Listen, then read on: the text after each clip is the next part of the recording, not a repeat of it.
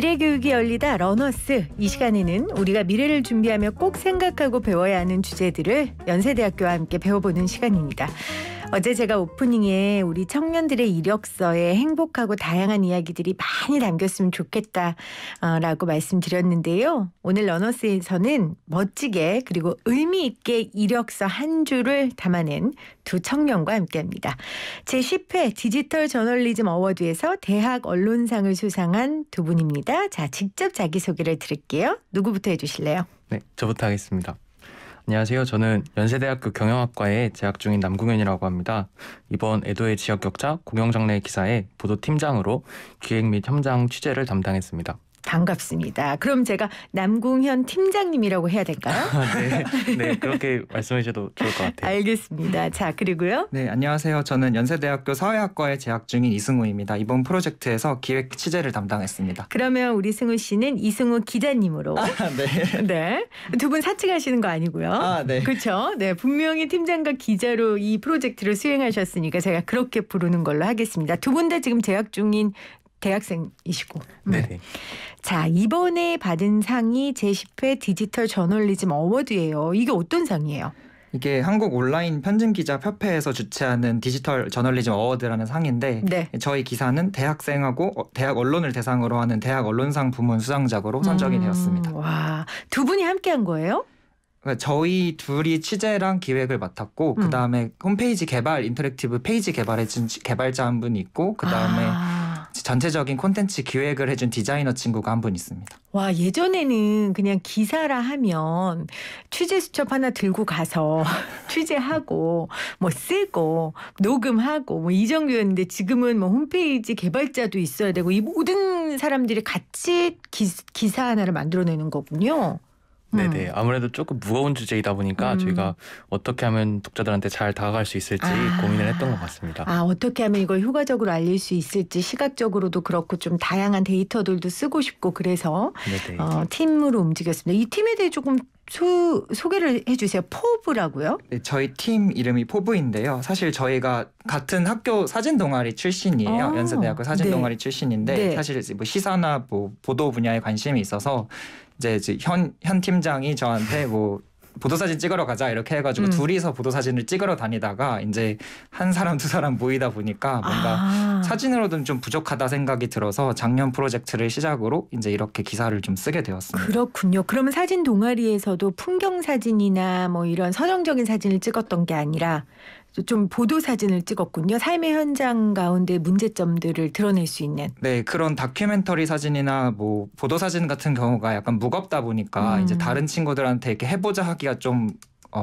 조심스럽. 그런 부분이 있어서 이제 좀 따로 이렇게 좀 살짝 뒤로 관심 있을 것 같은 친구들한테 제안을 한 경우입니다. 자, 포브라는 팀이 이번에 애도의 지역격차 공영장래라는 보도를 준비했고 그 결과 큰 상을 큰 상 맞잖아요. 맞아요. 영광스러운 상을 받았습니다. 그렇죠. 다문의 영광인 제10회 디지털 저널리즘 어워드에서 대학 언론상을 수상을 했어요. 오늘 우리 연세대학생 2명과 함께하고 있는데요. 그러면 구체적으로 좀 어떤 주제로 이 프로젝트를 진행했는지 궁금해요. 사실 최근에 되게 무연고 사망이나 고독사 같은 어떻게 보면 외로운 죽음이 사회적 문제로 많이 떠올랐는데 사실 기존 보도는 대부분 그 죽은 분, 죽음 자체에 주목을 많이 했는데 저희는 이 부분을 좀 보다 보니까 죽음 이후의 문제에 대해서 관심이 좀 많이 가고 사실 이 죽음 이후의 문제를 기성 언론이 다루기에는 시간이 없는데 저희는 대학생이기 때문에 아무래도 좀 시간과 열정으로 좀 해보자라는 생각이 있어서 공영장래 제도를 중심으로 약간 고인 곁에 있었던 유족과 지인들의 애도할 관리와 또 그와 관련된 격차들을 중심으로 좀 취재를 진행했습니다. 그렇죠. 기존 언론들은 어떻게 죽었는지, 이 사람들이 죽었을 때 상황이 어떤지 거기에만 집중하는데 우리 대학생들은 그 사망 이후에 이분들이 어떻게 이 세상을 정리하는지 그리고 그 정리를 바라보는 또 지인들의 반응까지 관심을 갖게 되셨어요. 특별히 이 주제에 관심을 갖게 된 계기가 있으셨어요? 저희가 이 주제에 관심을 갖게 된 게 처음에 한 인터넷 언론사에서 올린 그 무연고 사망자 공영장례 부고라는 걸 접하게 됐어요. 사실 언론사 홈페이지에 그런 부고가 올라오는 것도 되게 특이했는데 거기는 이제 거의 매일 두 분이나 고인의 성함, 뭐 거주지, 생년월일, 사인같이 되게 자세한 개인정보를 담은 부고가 올라오더라고요. 그래서 저희가 그걸 보면서 안타까운 마음과 함께 뭔가 궁금증이 사실 생겼어요. 무연고 사망자의 장례식은 어떻게 진행되는지, 뭐 부고를 보고 찾아오는 분은 계신지 이런 걸 좀 알아보고 싶어서 저희가 직접 공영장례 관련 업무를 진행하는 공영장례 지원 상담센터에 연락을 드렸습니다. 그래가지고 거기서 제가 직접 교육을 받고 3개월 동안 공영장례 현장 자원 활동가로 활동하면서 취재를 진행했습니다. 직접 교육을 받고 활동까지 했어요? 네네, 자원활동가의 자격으로 제가 20여 차례 정도 공영장례에 참여했는데요. 세상에. 때로는 뭐 공영장례 유족들이 이제 참석하시는 경우에는 거기 활동가분들을 도와서 유족분들을 안내하거나 아니면 함께 뭐 관을 운구하기도 하고 아니면 이제 장례에 참석하시는 분이 안 계실 때는 제가 뭐 장례 사회를 보거나 아니면은 직접 대리 상주가 돼서 고인의 장례를 치른 적도 있었습니다. 아니 그냥 취재해도 되잖아요. 굳이 교육까지 받고 활동가로 활동한 이유가 있었어요? 아무래도 저희가 처음엔 인터넷으로 자료를 많이 찾아봤는데 그러다 보니까 이게 현장에서 직접 그분들의 이야기를 듣고 싶다는 생각이 들더라고요. 그래서 활동가분들이나 아니면은 장례 참석하시는 분들의 이야기를 좀 들어보고 싶어서 저희가 직접 현장에 나가게 되었습니다. 와, 정말 기성 언론인으로 부끄럽네요. 근데 사실 가장 마음 아픈 취재가 이제 고인의 유족들을 취재할 때거든요. 가서 제일 미련한 질문이 심정이 어떠십니까? 뭐 어떻겠어요? 그쵸. 슬프죠. 근데 전혀 모르는 분들한테 가서 그 질문하기가 쉽지 않은데 직접 교육을 받고 본인이 활동가로 활동하면서 그분들에게 마음을 여쭙고 그 숨은 이야기들을 끌어낸다는 건 그들을 향한 예의거든요. 와, 정말 대단합니다. 어떤 교육들을 받아요, 그러면? 예를 들어서 뭐 장례 현장에서 뭐 어떻게 활동을 해야 되는지 아니면 뭐 무연고 사망자의 이런 처리 절차에 어떤 게 있는지 뭐 이런 다양한 교육을 받았고요. 활동가 분들과 이야기를 나눴을 때 되게 가장 기억에 남았던 말이 있다면 그분들이 항상 하시는 말씀이 애도하지 못할 때 그만두어야 된다는 말씀을 항상 하시거든요. 같은 마음으로 계속 취재에 임했던 것 같습니다. 이게 그냥 너무 일상이 돼버리고 건조한 일이 됐을 때에 이 활동을 그만둬야 된다. 그분들이 얼마나 투철한 직업의식과 윤리의식을 갖고 일하는지 느껴집니다. 자, 어떤 기사들이 나왔을까요? 이 두 분과 팀을 통해서 궁금해지는데 그러기 위해서는 일단 무연고 사망에 대해서 우리가 좀 정리를 하고 넘어가야 될 것 같아요. 무연고 사망에 대해 설명을 해 주시죠. 무연고 사망자라는 말씀을 딱 들으면 사실 연고자가 없어서 돌아가신 분들만 있을 거라는 생각이 들잖아요. 근데 실제로 무연고 사망자분들은 크게 세 가지로 구분이 되거든요. 첫째는 명칭 그대로 연고자가 없는 고인이 계시고요. 둘째는 이제 연고자가 알 수 없는 고인이라고 해서 사망자의 신원이 확보되지 않아 연고자를 알 수 없는 경우가 있습니다. 마지막으로 세 번째는 연고자가 있지만 연고자가 시신 인수를 거부하거나 기피하는 경우인데요. 사실 작년의 경우 전체 무연고 사망자분들 중 70%에 해당하는 분들이 이 연고자가 있지만 시신 인수를 거부하거나 기피한 경우에 해당되셨습니다. 셋 다 너무 슬퍼요. 아니 연고지가 없는 사람은 없죠, 세상에. 근데 연고지가 아예 없는, 그러니까 출처가 불분명한 연고자가 없는 연고자가 없는 그러니까 예를 들면 제가 기사에서 봤는데 우리 신생아동 중에 아픈 아동들인데 연고자가 없어서 계속 그러니까 그 병원에 있다가 사망하는 뭐 그런 친구들도 이해가 되겠죠. 그리고 연고자를 알 수 없는 고인, 그리고 마지막으로 연고자가 있지만 시신 인수를 거부하거나 기피하는 경우. 보통은 경제적 문제겠죠. 시신 인수를 포기하는 건. 네, 저희가 서울시의 경우 저희가 서울시에서 집계한 자료를 따로 봤는데요. 무연고 사망자의 가족들이 연고자들이 이 시신 인수를 포기하는 사례가 대표적으로 뭐 관계 단절, 건강, 경제 문제 등이 언급되는데요. 그 중에서 서울시의 경우에는 절반 가량이 고인의 시신을 포기하며 경제 관련 사유를 언급했습니다. 그렇네요. 또 그분들의 사연에 대해 함부로 말씀드릴 수는 없지만 참 마음이 아픈데, 자, 무연고 사망에 대해서 우리 남궁현 팀장께서 설명을 해주셨고, 공영장례라는 건 뭘까요? 공영장례라는 건요.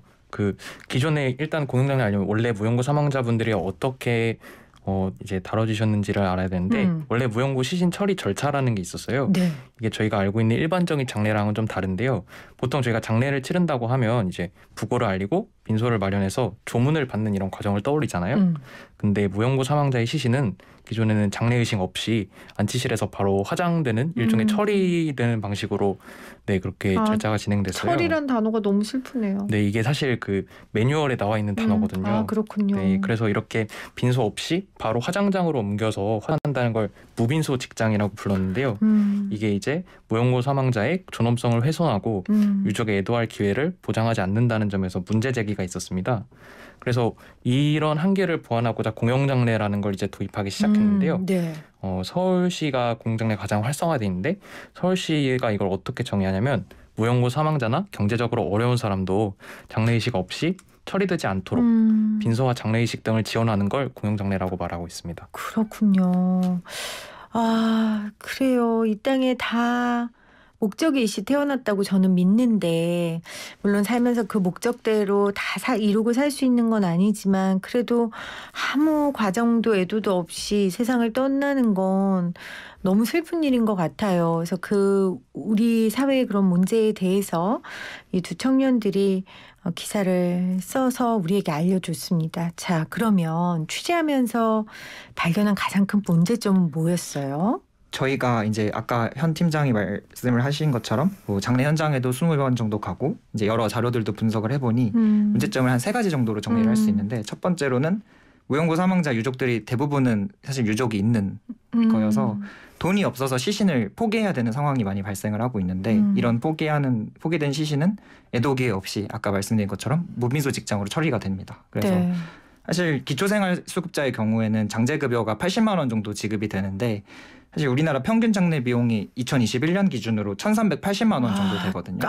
턱도 없군요. 그러면 사실상 이 80만 원은 화장 비용에 가깝습니다. 그래서 화장만 하고 끝내는 경우가 대부분이고 그래서 이제 이런 것 때문에 이제 사실은 무용고 사망자의 처리를 지원하는 거에 있어서도 뭐 무용고 사망자만 처리를 할 수 있게끔 되어 있어서 조족층은 처리를 안 하는 경우가 있는데 그런 경우에는 가족의 시신을 무용고 처리를 해야 되는 상황이 발생을 해요. 시신을 포기해가지고. 그래서 그런 경우에는 돈 때문에 돈이 없어서 가족의 시신을 포기하는 경우가 생기는 거죠. 그런 경우가 있고 이제 두 번째 문제는 공영장례가 도입된 지자체가 있고 도입되지 않는 지자체가 있는데 그렇군요. 전국의 지자체가 226곳인데 저희 같은 경우엔 제주도를 포함해서 228곳이라고 산정을 했는데 그중에 133곳만 59% 정도만 조례가 있는데 그 중에서 이제 133% 중에서도 이제 뭐 제대로 되는 데도 있고 안 되는 데도 있지만 어쨌든 조례가 적용되지 않는 기초자치단체의 경우에는 안치시에서 화장장으로 바로 가는 무인소 직장 방식으로 처리가 되고 세 번째 경우에는 시행되는 곳 중에서도 지역 격차가 좀 많이 발생을 합니다. 지역 격차가 여기서도 발생하는군요. 네, 저희 같은 경우에 사실 장례식을 치른다라는 거의 기준이 되게 모호하다 보니까 이제 저희가 일일이 이제 133개 중에서 이미 파악되고 있는 25구에 서울 제외하고 108곳에 한 곳 한 곳에 다 담당자한테 연락을 했어요. 전화로. 와, 대단하네요. 그래서 시행을 확인을 해보니까 지자체마다 좀 시행의 기준이 달랐는데 크게 5가지로 정리를 할 수 있었습니다. 조례는 있지만 시행이 보류된 지자체가 있고 그다음에 대상자가 발생을 하지 않아서 시행 여부가 불확실하다는 곳이 있는데 이와 같은 경우에는 인구수가 적어서 무용고 사망자가 없거나 아니면 도입 초기여서 발생하지 않은 경우였고 세 번째는 이게 제일 많았는데 예산이나 인력이 부족해서 우리는 도저히 식을 치러줄 여건이 안 된다라고 이제 호소하시는 분들이 있었고 네 번째는 이제 무빈소 직장하고 장례 의식을 병행하는 사정에 따라서 아니면 뭐 고인의 사정이나 아니면 지자체 사정에 따라서 어떤 때는 해주고 어떤 때는 안 해주는 그런 경우였습니다. 네. 다섯 번째 경우에는 그냥 아예 무빈소 직장으로 기존 절차랑 똑같이 하는 곳이 있었는데 이곳도 사실은 2가지 이유가 있는데 첫 번째는 제도적인 이해가 담당자가 못하는 경우 사실은 사회복지 공무원 같은 경우는 이게 수십 가지 수백 가지 업무 중에 하나일 뿐이라서 그렇죠. 사실 이해하기가 힘든 상황이기도 하고 그리고 또 앞에 이유랑 겹쳐서 인력이나 예산이 부족해서 이렇게 할 수밖에 없는 이유가 있었는데 사실 이렇게 정리를 하고 전화를 108곳에 하면서 드는 거는 사실 지자체가 안 치러주려고 하는 거라기보다는 못 치러주는 경우가 그렇겠죠. 많아요. 사실은 뭐 인력이나 예산이 부족해서 그런 경우가 제일 많고 사실 전화를 해보면 못 해주거나 안 해주는 곳이나 이렇게 전화로 말씀을 들어보면 이게 사람 죽음에 대한 문제이기 때문에 담당자분들도 어떻게 보면 되게 규칙에 벗어나서 유동성 있게 이렇게 좀 오히려 더 잘해주려고 하는 분들이 훨씬 많았거든요. 그렇군요. 그래서 좀 안타까운 게 있어서 어떻게 보면 지금 상황에서 공영장례를 시행할 법적 근거가 사실 미비하거든요. 그래서 그런 차원에서 지금 일선 현장 공무원의 노력만으로는 좀 한계가 있다는 걸 좀 많이 느꼈습니다. 그럼요. 이건 제도와 또 정부의 지원이 있어야지 뭐 공무원 개인으로 이 일을 어떻게 할 수 있겠어요. 근데 아까 108곳에 일일이 다 전화를 했다고 하는데 그럼 전화할 때 뭐 예를 들어 저 같은 경우에 뭐 YTN 라디오 김혜민 PT예요. 이러면 공무원들이 나 조금 무서워하면서 대답해 주는데 그냥 저 대학생이에요. 이러면 다 답변을 해주던가요? 뭐라고 대답했어요? 뭐라고 저희가 적었어요? 약간 뭐라고 해야 되지? 정보 공개 청구를 했었어요. 네. 그 시행을 하고 있는지 안 하고 있는지에 대해 네. 사실은 저희가 취재 입장보다는 민원인의 입장으로 이제 여쭤본 게 좀 컸고 나중에 좀 밝힌 곳도 있고 안 밝힌 곳도 있지만 그래서 그렇군요. 약간 취재할 때도 지역명을 다 밝히지는 않았습니다. 왜냐면 이분들이 일부러 치러주지 않는 건 아니라서 그렇죠. 만약에 규칙을 어기고 안 치러졌거나 이런 경우면은 밝혔을 텐데 그거는 아니라서 와, 정말 치밀하게 노력하며 발품 팔아 이 중요한 아젠다를 사회에 던졌습니다. 이 과정에서 마음 아픈 분들도 많이 만나셨겠지만 또 보석 같은 분들을 많이 만나셨을 것 같아요. 정말 아무도 관심 갖지 않는 이들의 죽음에 애도와 도리를 다하는 사람들도 만나셨죠. 좀 이 소개를 좀 해주세요. 아무래도 저희가 이걸 취재를 한다고 사람들한테 얘기를 하면 이제 무연고 사망자는 뭐 유족이나 지인이 없으니까 장례가 필요 없지 않냐라는 질문을 여러 차례 받았는데요. 물론 그렇게 오해를 하실 수 있지만 실제로 공영장례 현장에 나가다 보면 그 애도와 도리를 다하기 위해 이렇게 장례에 참석하시는 분들을 되게 많이 만났습니다. 제가 3개월 동안 활동을 하면서 만났던 분 중에 가장 인상 깊었던 분은 고독사한 아버지의 공영장례를 치른 20대 청년의 이야기였어요. 그분은 제가 직접 뵀는데 과거 아버지의 가정폭력이 너무 심해서 이제 아버지랑 따로 떨어져서 시설에서 자라신 거예요. 성인이 되실 때까지 아버지랑 거의 만나지도 않았고요. 그렇군요. 이제 성인이 된 뒤에는 그분은 시설에서 나와 보호종료 아동이 됐고 아버지와 관계는 여전히 뭐 소원한 상태였던 거예요. 그런데 어느 날 갑자기 아버지가 고독사한 채 발견됐다는 연락을 그분이 받으셨어요. 근데 이분은 아버지의 관계가 소원하기도 했고 이분도 또 기초생활수급자셨거든요. 그래서 형편이 어려우셨는데 그럼에도 아버지니까 어떻게든 마지막 도리를 다하고 싶다고 빚을 내서라도 장례를 치르려고 이렇게 수소문을 하신 거예요. 그러다가 서울시 공영장례 제도를 소개받게 됐고 그 지원을 받아서 직접 장례를 치르셨습니다. 그렇군요. 사실 이분이 모르는 척해도 아무도 뭐 지적하거나 비판하지 않을 상황인데도 본인은 그래도 도리를 다하고 싶다라고 해서 또 서울시 공영장례 지원을 받아 장례를 치렀군요. 네, 저도 아무래도 옆에서 장례를 치르는 그분을 보면서 많은 생각이 들더라고요. 네. 사실 아버지가 많이 미울 법도 한데 그렇죠. 그분이 무척 장례를 치는데 담담하신 거예요. 근데 이제 장례를 치르고 난 뒤에 거기에 고인에게 쪽지를 남길 수 있는 공간이 있거든요. 근데 그분이 거기에다가 아버지 편히 쉬세요. 다음 생에는 좋은 추억 많이 만들어요 라고 써두신 거예요. 나중에 저희가 이거 취재 목적을 밝히고 그분을 따로 만나서 추가로 이야기를 들어봤는데 공영장례를 치를 수 있어서 다행이었다고 말씀하시더라고요. 이 덕분에 애도와 도리를 다할 수 있었던 것 같다고 말씀하시는 걸 보고 저희도 되게 여러 생각이 들었던 것 같습니다. 지금 2249님이 아들 된 도리를 지켰네요. 눈물 나요. 이렇게 보셨고 보내셨고 1788님은 평소에 오죽 속을 썩었으면 시신 인수 거부를 할까 하셨는데 그럼요. 그 안에 많은 사연들이 있겠죠. 근데 저는 뭐 개인적인 생각이지만 그런 생각을 합니다. 장례식이라는 게 사실 남은 사람들을 위한 저는 절차라고 생각하거든요. 떠난 사람들에 대한 미움이든 증오든 아니면 안타까움이든 그걸 좀 앞으로 더 남은 자들이 잘 살아나가기 위해서 치르는 의식이라고 생각하기 때문에 시신 거부하는 사람들의 선택도 존중하고 또 그럼에도 불구하고 인수해서 애를 쓰는 분들한테는 이렇게 서울시처럼 좀 지원을 해서 잘 장례를 치를 수 있도록 하게 하는 것도 정부의 몫이라고 생각합니다. 또 어떤 분들이 있었어요? 기억에 남는 분. 그리고 또 사실 무연고 사망자분과 돌봄 관계였던 분들도 종종 참석을 하시는데요. 네, 돌봄 관계라고 하면 이제 뭐 사회복지 업무를 담당하시는 공무원이나 요양보호사 이런 분들이 계셔요. 한 번은 그 북한 이탈 주민 출신으로 연고자가 없던 고인이 계셨어요. 이분은 정말 연고자가 없는 경우인데 그분한테 이제 10년간 마지막에 고인을 생전에 간병해온 요양보호사님이 계셨는데요. 그 요양보호사님께서 혼자 이분의 고영장례에 참석을 하셨습니다. 고인께서 생전에 본인을 딸처럼 대해주셨다고 하면서 마지막 가는 길 외롭지 않으시라고 이렇게 장례 참석하신 분이 또 계셨습니다. 아, 그렇네요. 제가 나는 죽음을 돌보는 사람입니다라는 그 장례지도사 강보인 씨가 지은 책을 최근에 읽었어요. 그 책 오늘 인터뷰 준비하면서 생각이 났는데 좀 한 구절 읽어드리면, 가족한테 버림받고 이웃에게 버림받고 그래서 돌아가신 뒤에 몇 달 있다가 발견되고 그런 분들이 우리 사회에 점점 더 많아지고 있다. 제발 내 곁에 살아가는 이들이 아직 살아있을 때 관심을 가졌으면 좋겠다. 그분이 어떻게 살아왔던 간에 말이다. 중요한 것은 과거 그에게 무슨 사연이 있었는가가 아니다. 그가 가족과 단절되었다 해도 그가 우리들과 단절되어도 괜찮다는 이유는 되지 못한다. 그를 홀로 내팽겨 두지 않는 것은 가족의 의무가 아니라 우리의 의무다. 이 글이 생각이 나더라고요. 인터뷰 준비하면서. 자, 오늘 러너스 공영장례 죽음과 또 그 이후 고인 곁에 남은 유족과 지인의 애도할 권리에 대해서 우리 3개월간 취재를 했던 남궁현 팀장과 이승우 기자님과 함께하고 있는데, 이 취재가 개인적으로 이 두 청년에게는 어떤 의미였을지가 궁금해요. 우리 남궁현 팀장님.